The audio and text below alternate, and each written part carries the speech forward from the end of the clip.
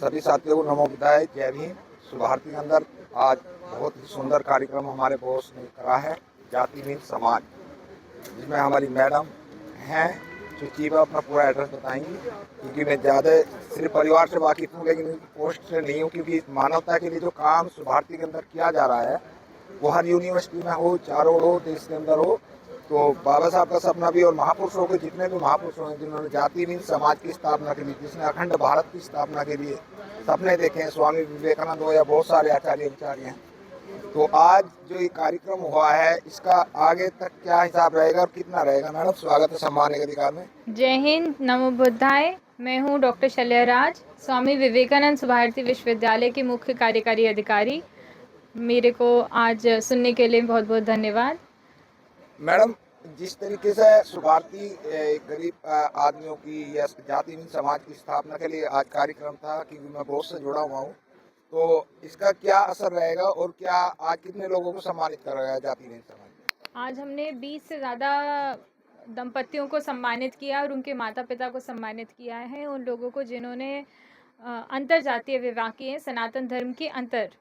तो हमने ये इस उद्देश्य से किया है कि जैसे जैसे जातियाँ टूटेंगी और हम अपने सनातन धर्म को और भी ज़्यादा मजबूत करेंगे, क्योंकि जहाँ हम विभाजित हो जाते हैं, हमारा देश भी विभाजित होता है। हमें एकता के साथ आगे बढ़ना होगा और अपने देश को आगे बढ़ाना होगा, तभी हम देश को फिर से उतना ही शक्तिशाली बना पाएंगे। अगर हम अपने इतिहास को देखें, जहाँ भी हम आपस में विभाजित हुए हैं वहीं पे देश कमज़ोर हुआ है और हमारे पे बाहर के आतंकियों ने हमला किया है। तो हमें बहुत ज़रूरत है एकता को अपनाने की।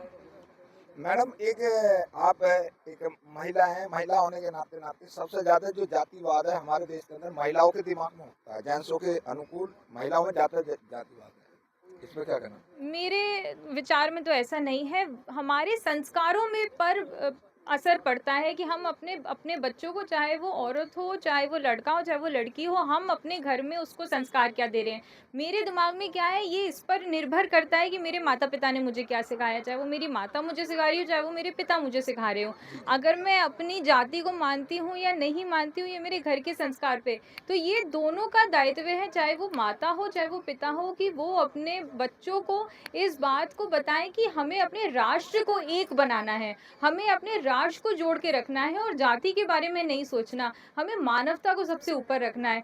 मानव, भगवान ने हम सबको एक बनाया है, मानव को एक बनाया है। हमें भगवान ने नहीं बांटा जातियों में, ये तो हम इंसानों का काम है। तो ये जब घर के संस्कार अच्छे होंगे, जब माता पिता के संस्कार अच्छे होंगे, दादी दादा के, नाना नानी के संस्कार अच्छे होंगे, तो बच्चे अच्छा सीखेंगे, देश को आगे बढ़ाएंगे, देश के बारे में सोचेंगे, तो देश आगे बढ़ेगा।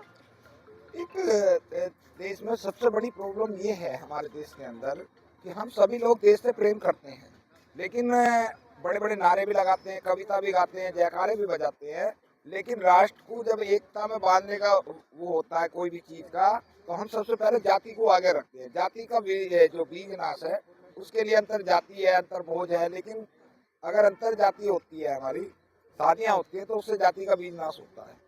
बिल्कुल, ये तो है ही। इसीलिए सुभारती जो सनातन धर्म की हमारी संकाय चल रही है, वो हमने उसमें 4 बातें कही हैं। जी जी। और उसमें एक अंतरजातीय विवाह है, एक सहभोग है, एक साथ में पूजा करना भी है, कि अगर हम साथ में खाना-पीना खाएँगे, साथ में पूजा करेंगे, अंतरजातीय विवाह करेंगे, तो इन सब बातों से ये जो एक जाति के नाम पे विभाजन करने की भावना है, ये टूटेगी और हम सब एक फिर से मिलेंगे। और जहाँ पे एकता होगी, जो कहते हैं कि एक मुट्ठी बन के जो हमारी ताकत है, वो एक हाथ की तब नहीं होती अगर हम हर उँगली को अलग-अलग करते हैं। तो वो ही एकता से हम देश को आगे बढ़ा सकते हैं। इतनी बड़ी यूनिवर्सिटी को आप संभालती हैं, अब आपके ऊपर कर्ज है पूरा यूनिवर्सिटी का, और सारा स्टूडेंट यहाँ से डॉक्टर, मास्टर, इंजीनियर, वकील सब लोग बन कर निकलते हैं, है जी? जी। तो इनमें भी अगर जो बच्चों का विचार जाए तो ज्यादा अच्छा रहेगा आप लोगों के लिए। हम पूरे सुभारती में ऐसा करते हैं। हमारे पूरे विश्वविद्यालय में अगर आप देखेंगे तो हर कोने पे एक स्वतंत्रता सेनानी का नाम है और वो इस बात के ऊपर नहीं है कि वो कौन से देश के कौन से हिस्से से है, कौन सी जाति से है, कौन से धर्म से है। यहाँ पे आपको हर नारी का भी नाम मिलेगा, नर का भी नाम मिलेगा, हर जाति का भी नाम मिलेगा। और जहाँ पे हम खड़े हैं ये तथागत बुद्ध के नाम पे है, जहाँ से आप आए हैं वो हर्षवर्धन जी के नाम पे है, जहाँ पे आप खड़े थे वो महाराणा प्रताप के नाम पे है, जिस ब्लॉक में मेरा ऑफिस है वो अशफाक उल्लाह खान के नाम पे है। तो ये इसीलिए है जिससे युवा इन सब स्वतंत्रता सेनानियों के नाम को जाने और उनके बारे में पढ़ें और जाने कि कैसे जब कोई देश का सिपाही जान देता है देश के लिए तो वो इस किसी धर्म या जाति के लिए नहीं देता, वो अपने देशवासी के लिए देता है। तो जब वो ऐसा कर रहे हैं तो हम कौन होते हैं देश को विभाजित करने वाले?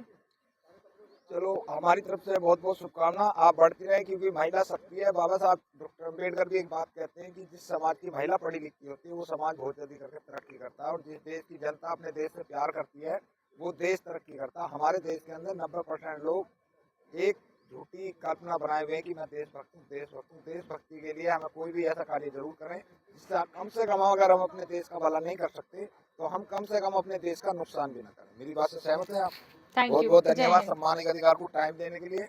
और लाइक शेयर कमेंट जरूर करेंगे। अगले इंटरव्यू में बहुत जल्दी मिलूंगा मैं मैडम से।